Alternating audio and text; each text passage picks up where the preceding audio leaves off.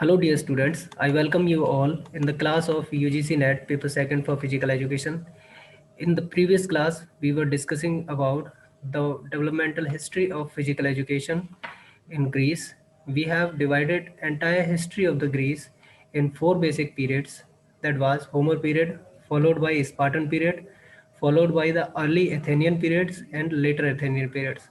तो इन चार पीरियड्स में हमने जो ग्रीस की हिस्ट्री थी उसको पूरी को डिवाइड किया था। फिर हमने लेटर एथेनियन पीरियड जो था उसको golden period of physical education भी बोला, क्योंकि इसमें गेम्स का जो था वो काफ़ी डेवलपमेंट हुआ था। इसमें गेम्स भी इतने ज़्यादा हो गए थे कि इन गेम्स को भी हमने चार पार्ट में डिवाइड किया था।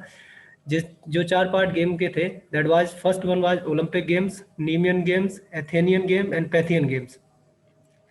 इन सारे गेम्स में से जो ओलंपिक गेम्स थे वो आगे चल के काफ़ी ज़्यादा फेमस हुए और आज के टाइम पे भी हम ओलंपिक गेम्स को देखते हैं। ये उन्हीं का फिर दोबारा से जीता जागता प्रमाण हमें दिखाई देता है।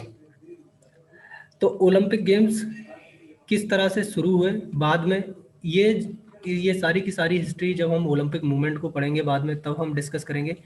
थोड़ा सा अभी जान लेते हैं ओलंपिक रिंग्स के बारे में, ताकि ओलंपिक रिंग्स और इनका कॉन्सेप्ट किस तरह से आया, ओलंपिक रिंग्स को डिज़ाइन किस तरह से किया गया, इसके डिफरेंट डिफरेंट कलर्स और पांच जो अलग अलग रिंग्स हैं वो इंटरकनेक्टेड हैं, उनके पीछे क्या उद्देश्य है, इस सब को डिस्कस करेंगे ओलंपिक रिंग्स आज के इस चैप्टर में। फिर उसके बाद हम मूव करेंगे हिस्ट्री ऑफ रोम। तो चलिए फिर आज पढ़ते हैं। तो बेसिकली इसमें पांच इंटरकनेक्टेड रिंग्स होती हैं, जिसमें से हम B Y V G R से याद कर सकते हैं। लेफ्ट टू राइट अगर जाएं तो सबसे पहले रिंग जो होती है वो blue, then yellow, then black, then green and last one is red.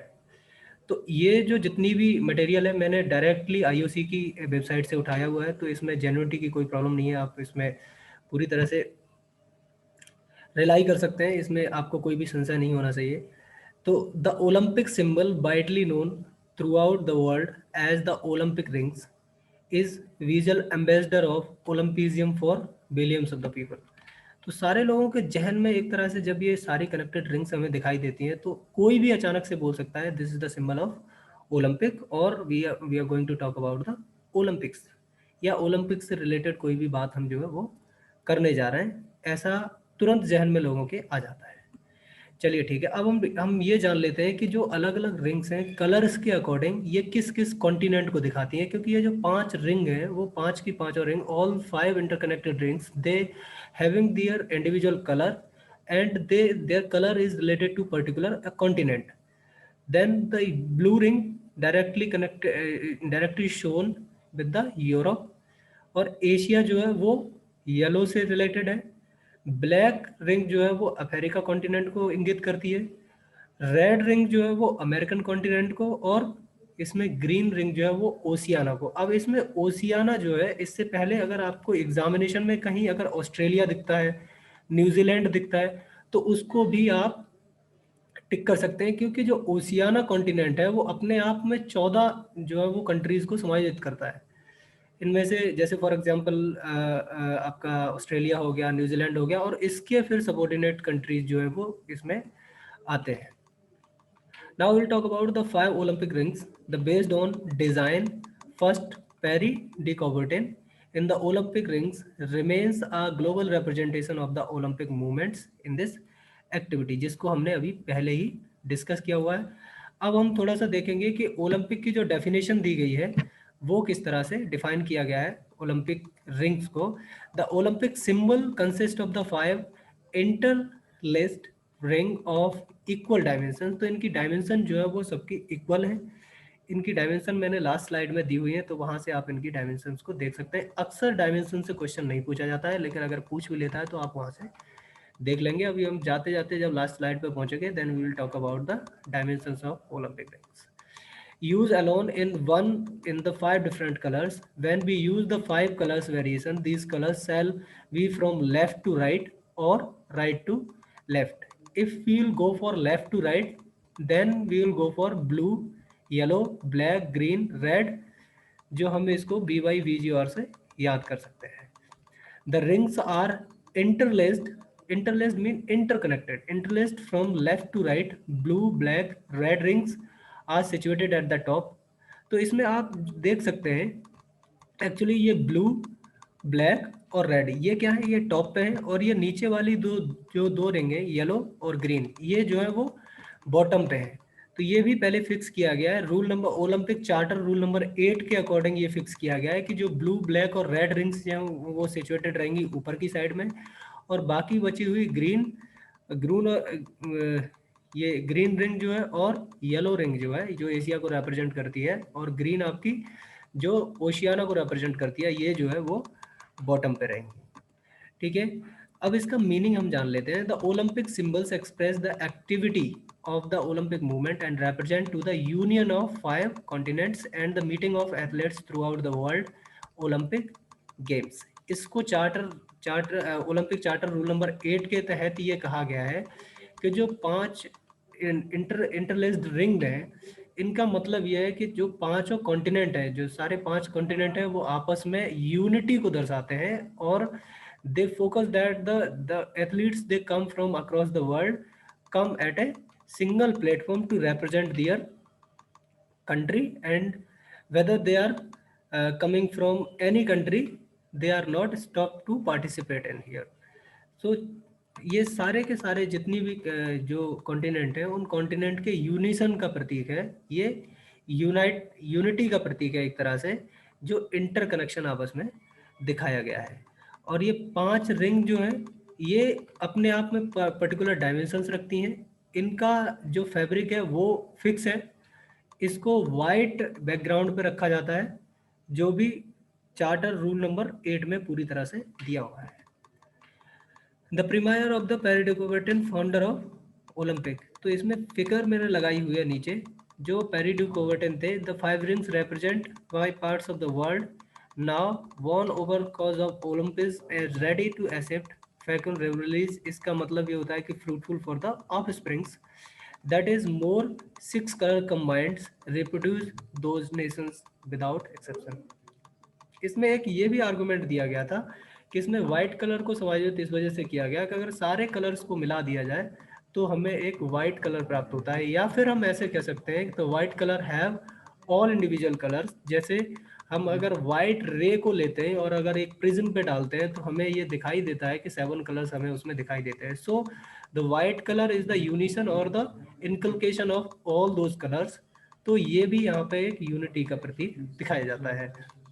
Now the proud history of Olympic rings की हिस्ट्री को हम देखेंगे कि कैसे कैसे रिंग जो थी वो शुरुआत में थी, फिर कैसे कैसे इनको बदला गया, देन वो फाइनली 2010 के बाद किस तरह से दिखाई देती है। इन 1913 the introduction of Olympic rings, पहली बार जो है ओलंपिक रिंग्स का 1913 में इंट्रोडक्शन हुआ। The Olympic rings were publicly presented for first time in 1913 the center of a white background, 5 rings interlaced blue, yellow, black, green और red, जो मैंने यहाँ पे नीचे दिखाई हुई हैं, ये कुछ इस तरह से थी in the beginning in the 1913।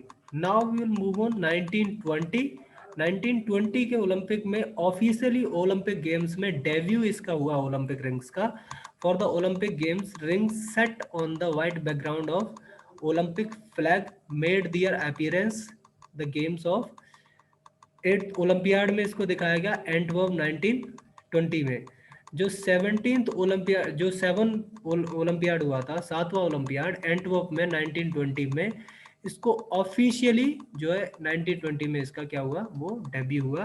तो इससे क्वेश्चन पूछ लेता है कि officially debut of Olympic rings कब हुआ था, तो ये आप एंटवर्प ऑफ 1920 याद रखेंगे।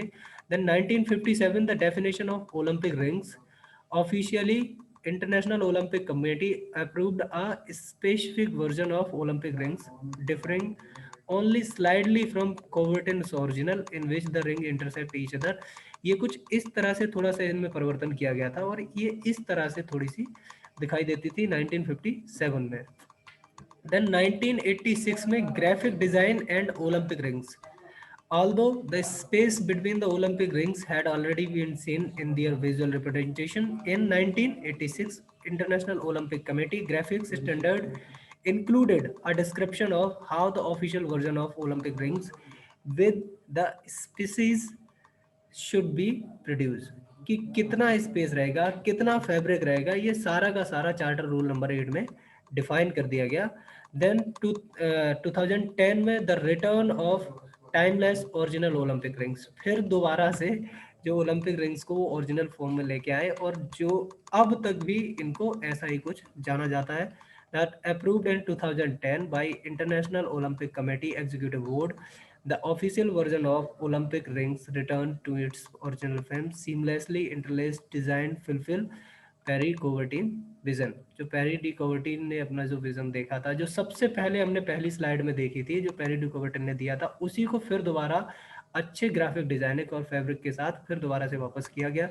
इसकी डायमेंशन हम देख लेते हैं। डायमीटर ऑफ प्रोफाइल का डायमीटर जो है तो 2.8 सेंटीमीटर का रहता है, जिसमें हम क्या कर सकते हैं, प्लस माइनस 0.1 सेंटीमीटर को घटा बढ़ा सकते हैं। The distance from the point of attachment of the lower inner side of the ring, lower inner side, नीचे की इनर साइड से जो रिंग्स है वो 300 सेंटीमीटर से आप कहो, या फिर आप 9.8 फीट या प्लस माइनस 1 सेंटीमीटर इसमें हो सकता है। The distance between 2 point of attachment, जहां 2 पॉइंट्स ऑफ अटैचमेंट रहता है रिंग्स का आपस में, वो कितने पे हो सकता है, 50 सेंटीमीटर। इसमें 0.5 सेंटीमीटर घटाया या बढ़ाया जा सकता है।